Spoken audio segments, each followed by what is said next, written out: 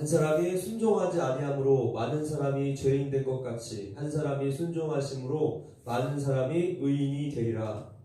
율법이 들어온 것은 범죄를 더하게 하려 함이라. 그러나 죄가 더한 곳에 은혜가 더욱 넘쳤나니 이는 죄가 사망 안에서 왕노릇한 것 같이 은혜도 또한 의로 말미암아 왕노릇하여 우리 주 예수 그리스도로 말미암아 영생에 이르게 하려 함이라.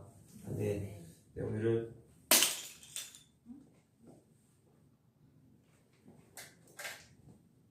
우리의 뿌리를 찾아서 두 번째 시간입니다. 사도 바울은 오늘 본문을 통해서 아담으로 인한 타락과 또 예수 그리스도로 인한 그 구원을 선명하게 대조해서 말씀하고 있습니다. 근데 우리의 현실은 선명하지 않고 모호하다는 거죠. 내가 신앙생활을 하고 있다고 해서 또 교회에 다니고 있다고 해서 다 끝나는 그런 단순한 문제가 아니라는 것을 우리가 알 수 있습니다. 그래서 우리가 복음을 다시 배워야 합니다. 계속 배워야 합니다. 그 구원의 근거를 어디에 두고 있느냐에 따라서 성도들의 삶의 모습이 분명히 달라지기 때문이죠. 그래서 한 장 넘겨주세요. 구원의 근거를 나에게 두었을 때 지성이면 감천이다. 이것은 종교행위, 지성을 통해서 구원과 복을 획득하려는 생각입니다. 그래서 세상에 있는 모든 종교가 바로 이 길을 걸어갑니다. 기독교 안에서조차도 이러한 종교심을 따라가는데 그 첫 번째 부작용은 넘겨주세요. 판단과 정죄, 율법주의라는 거죠. 구원에 대해서 하나님께서 얼마나 신실하신 분이신가를 놓치고 자꾸만 남의 상태를 판단하게 된다는 것입니다. 구원에 대해서 우리는 자랑할 만한 것이 아무것도 없어요. 전적인 하나님의 은혜이기 때문이죠. 그래서 우리가 할 수 있는 것은 그 유일한 것은 하나님께 늘 감사하는 것밖에 없습니다. 율법 가지고는 내 죄의 상태만 파악할 뿐이지 치유는 하나님의 은혜가 합니다. 판단과 정죄로는 절대로 치유할 수 없어요. 두 번째, 구원의 근거를 나에게 두었을 때 나타나는 그 부작용은요, 낙심과 좌절이란 거죠. 예전에 한 집사님이 담임 목사님께 상담을 요청합니다. 그분은 누구보다도 하나님과 가까이 살기 위해서 치열하게 고민을 하고 노력하는 그런 분이었습니다. 그럼에도 불구하고 연약해서 자꾸만 죄로 넘어지는 자기 자신의 모습을 보고 어느 날은 낙심과 절망이 찾아왔나 봐요. 그래서 그 교회 담임 목사님께 이렇게 상담을 했답니다. 목사님, 저는 제가 요단강을 건너서 가나안 땅으로 진군 중인 줄 알았습니다. 근데 제 상태를 보면 아직도 광야에 있구나. 아직 시딤도 요단도 길갈도 여리고성에도 멀었구나 라고 생각을 하게 되었습니다. 그래서 그런지 참 마음이 답답하고 황량합니다. 그랬더니 목사님이 그럽니다. 집사님, 제가 보기에는 그 누구보다 더 열심히 바르게 가고 계시는 것 같은데요. 얼마나 많이 죄로 넘어지느냐가 문제가 아니라 넘어질 때조차도 얼마나 계속해서 하나님을 바라보는가가 더 중요합니다. 라고 대답을 했다고 합니다. 로마서를 공부했다며 이제 하나님의 약속에 대한 이 구원에 대한 그 끈질긴 성실하심을 알게 되어서 우리 구원에 대해서 불안하지 않을 수 있겠지만 이것을 모르거나 또 자꾸만 잊어버리며 그 누구보다도 열심히 하나님을 향해서 살아가고 있는데도 나의 이 연약한 모습 때문에 또는 환경 때문에 불안해하고 낙심한다는 것이죠. 여러 번 말씀드렸듯이 우리 구원의 근거는 나의 모습, 어떤 나의 상태에 있는 것이 아니라 하나님의 약속의 말씀에 근거하고 있다는 것을 우리가 항상 기억해야 합니다. 그럼에도 불구하고 계속해서 하나님을 바라보는 것, 이것이 오늘 우리에게 가장 중요한 신앙의 모습입니다.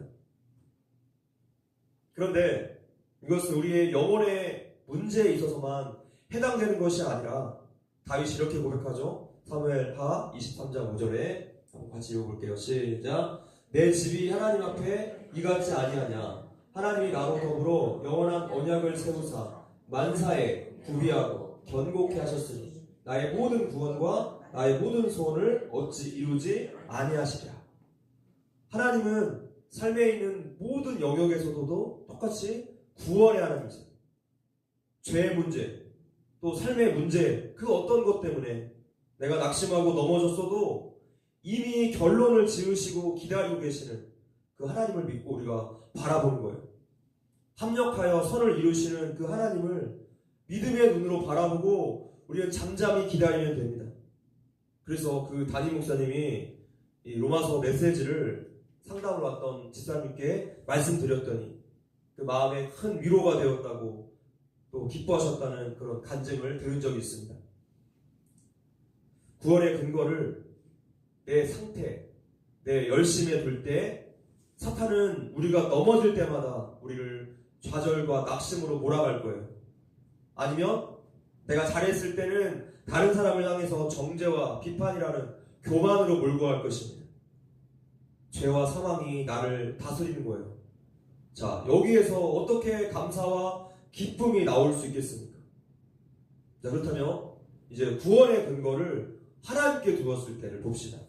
넘겨주세요. 오직 은혜죠. 21절 본문 읽어볼게요. 시작. 그 전에 시작. 이는 제가 사망 안에서 왕 노릇한 것 같이 은혜도 또한 의로 말미암아 왕 노릇하여 우리 주 예수 그리스도로 말미암아 영생에 이르게 하려 함이라. 하나님의 이 은혜를 깨달으며 이 은혜가 우리를 굉장히 열정적인 사람으로, 사명의 사람, 의욕으로 몰아가요. 한마디로 생명력이 있는 거예요. 하나님의 은혜가 내 삶에 아주 강력한 영향력을 행사한다는 거죠. 저는 사역을 하다가 또 일상생활에서 지쳐서 우울감이 몰려오며 하나님의 그 끈질긴 구원과 섭리를 생각하면서 평안이 올 때까지 기도합니다. 로마서를 다시 공부하면서 이 복음에 대해서, 하나님의 은혜에 대해서 다시 복습을 하며 그때마다 마음속에 새로운 용기와 소망이, 또 의욕이 생겨나요. 말씀의 힘이죠. 좌절감과 우울감이 몰려올 때마다 여러분들 말씀을 한번 소리내서 읽어보세요. 지난 오후 찬양 예배 때 말에는 예언적인 능력이 있다고 말씀드렸습니다. 말한 대로 되는 거예요. 하나님의 말씀을 내 입술로 직접 선포를 하며 내가 말할 때 내 귀로 또 듣죠. 그러면 내 영혼과 내 마음이 반응하게 돼요. 그 진리 앞에 내 마음이 순종하게 돼요. 그래서 우리는 소리내어서 말씀을 선포해야 합니다. 할렐루야. 스트롱 헬라어 사전을 보면 은혜에 대해서 이렇게 정의하고 있어요. 보여주세요. 은혜란 마음을 거쳐 삶으로 나타나는 신적인 영향력이다. 정말 놀라운 통찰력 아닙니까? 하나님의 은혜는 우리의 마음에만 머무는 것으로 끝나는 것이 아니라 우리의 삶으로, 우리 밖으로 나타난다는 거예요. 하나님을 향한 의욕으로, 사랑의 삶, 용서의 삶, 섬김의 삶, 사명의 삶으로. 할렐루야. 하나님의 은혜는 우리 마음속에만 머물러 있지 못해요. 통과해서 삶으로 드러나게 된다는 것입니다.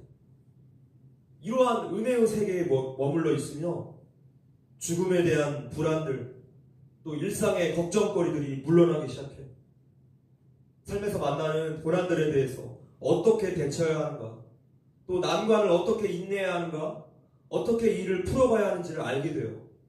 그 바울이 빌립보서 4장에서 말씀하는 그 세계입니다. 읽어볼게요. 시작. 내가 비천에 처할 줄도 알고 풍부에 처할 줄도 알아. 모든 일에 배부르며 배고픔과 풍부와 궁핍에도 일체의 비결을 배워노라.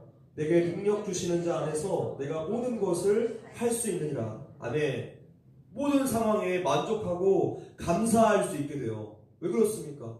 하나님의 계획이, 하나님의 섭리가 이미 다 짜여져 있기 때문에 우리는 아직 그 때에 도달하지 못한 것뿐이지 하나님이 다 준비해 놓으셨어요. 예비해 놓으셨어요. 무엇을 걱정하겠습니까? 지금 우리의 삶을 무엇이 지배하고 있습니까? 무엇이 나를 다스리고 있습니까? 죄와 사망입니까? 하나님의 은혜와 생명입니까? 깊이 있는 교회를 쓴 짐 벨처는 한번 보여주세요. 죄에서 어떻게 구원받는지에 대해서만 강조할 때 복음은 생명보험으로 전락해버린다 라고 말했습니다. 이 말을 기억하셔야 돼요. 예수님께서 십자가에서 죽으심으로 우리의 모든 죄값을 치르셨어요. 이 사실을 믿을 때 우리가 구원을 얻고 영생을 얻습니다. 근데 여기서 멈추는 게 아닙니다. 반드시 그 다음 단계로 넘어가야죠. 성장해야 돼요. 이 땅에서도 하나님의 자녀답게 하나님의 그 은혜를 경험하면서 사명의 삶, 열정의 삶으로 나타나야 한다는 거예요. 머물러 있지 않고 성장하지 않으면 우리는 맛이른 소금이 될 수밖에 없어요. 성도는 육체대로 살 수 없습니다. 판단하고 정죄할 수 없습니다. 남을 믿고 안 믿고로 쉽게 이분할 수 없어요. 그 사람이 믿었다면 은혜 주심에 감사한 거고, 그 사람이 못 믿었다면 그건 하나님께서 알아서 하실 일이야. 이렇게 반응하셔야 돼요. 여러분, 사랑이 무엇입니까? 고린도전서 13장에 정의되어 있죠. 우리 천천히 곱씹으면서 한번 읽어볼게요. 시작. 사랑은 오래 참고, 사랑은 온유하며, 투기하는 자가 되지 아니하며, 사랑은 자랑하지 아니하며, 교만하지 아니하며, 무례히 행치 아니하며, 자기의 유익을 굳이 아니하며, 성내지 아니하며, 악한 것을 생각지 아니하며. 하나 더. 불의를 기뻐하지 아니하며, 진리와 함께 기뻐하고, 모든 것을 참으며, 모든 것을 믿으며, 모든 것을 바라며, 모든 것을 견디느니라. 자, 이러한 사랑의 모습이 오늘 우리에게 나타나고 있습니까? 갈 길이 멀죠? 예수님께서 그러셨던 것처럼 우리도 그 길로 가는 것입니다. 죽음의 땅, 오염된 땅에 심겨졌던 나무가 이제 뿌리채 뽑혀서 풍부한 물이 가득 찬 그런 시냇가에 심기워지게 되었습니다. 바로 시편 기자가 그 1편에서 말했던 고백 그 내용이죠. 시냇가에 심은 나무. 죽음의 땅에서 그대로 있으면서 그렇게 조금씩 영양분 주고 또 물을 조금씩 주고 뭐 이렇게 하는 정도가 아니라 아예 이 나무를 뿌리채 뽑아서 맑고 풍부한 물이 흐르는 시냇가 옆에 심어 주었다는 거예요. 여러분, 혹시 수경재배 아십니까?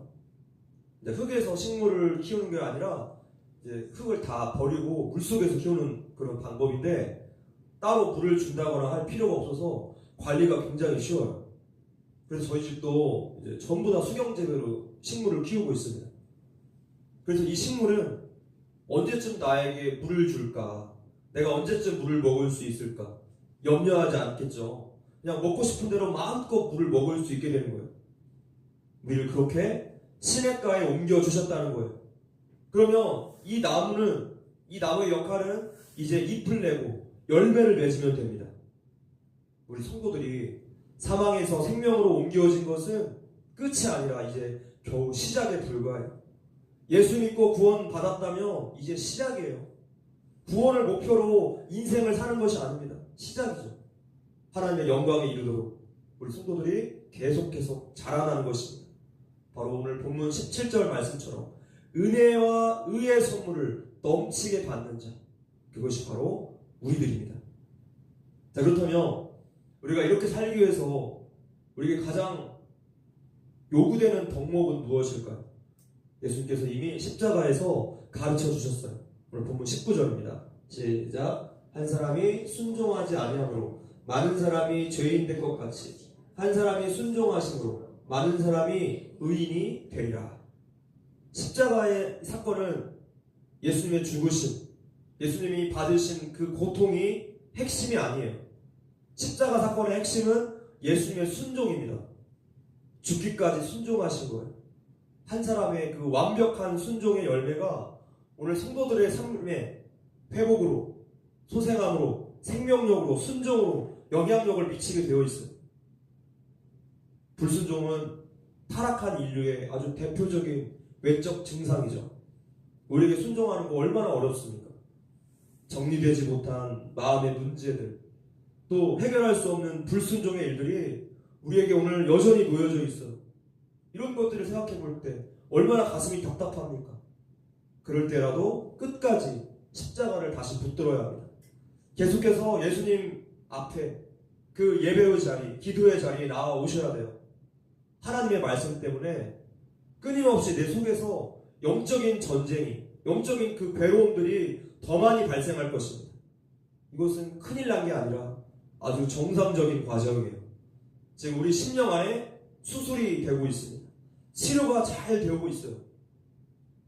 예수님께서 이루신 그 완벽한 순종, 그 승리 때문에 결국에 성도들은 순종함으로 승리하게 될 것입니다.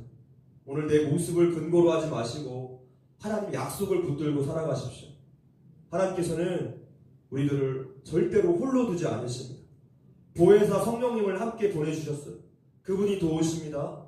우리가 할 일은 그분을 매 순간 의지하는 거예요. 순종을 위해서 또한 기도하십시오. 말씀을 읽겠습니다. 한 성도가 새신자를 전도한 다음에 말씀으로 양육해서 또 이제 그가 마지막 세례를 받게 되었을 때 이렇게 물어보았다고 해요. 교회에 와서 무엇을 배웠습니까? 그랬더니 그 새신자가 곰곰이 생각을 해보다가 대답합니다. 저는 눈물을 배웠습니다. 이보다 더 정확한 대답이 또 있을까요? 예수님 안에 눈물이 있어요. 죄로 인해서 그 회개로 인한 통곡의 눈물, 감격과 감사의 눈물, 기쁨의 눈물, 또 회복의 치유의 눈물이 우리 예수님 안에 다 들어있습니다. 우리가 너무나 분주한 일상 가운데 살기 때문에 예수님의 이 십자가를 묵상할 겨를이 없는 거죠. 예수님 바라볼 겨를이 없이 우리가 너무나 바쁘게 살아요. 그래서 그 은혜들을 다 잊어버리곤 합니다. 성도 여러분, 우리 삶의 모습이 어떠한가 부지런히 점검하십시오. 우리에게는 이웃을 향한 판단과 정죄, 또한 내 상태나 어떤 환경 때문에 낙심과 좌절이 나타나고 있습니까? 아니면 생명력 있고 열정 있고 기쁨과 감사와 사랑이 나타나고 있습니까? 오늘 배운 것처럼 구원의 근거를 어디에 두고 있느냐에 따라서 우리 삶의 모습이 달라지기 마련입니다. 하나님의 구원은 너무나 풍성해요. 넘쳐납니다. 겨우 이 정도의 모습이 아니라 살리는 삶, 사명의 삶으로 나아가게 되어 있어요. 그 은혜를 붙잡으셔야 돼요.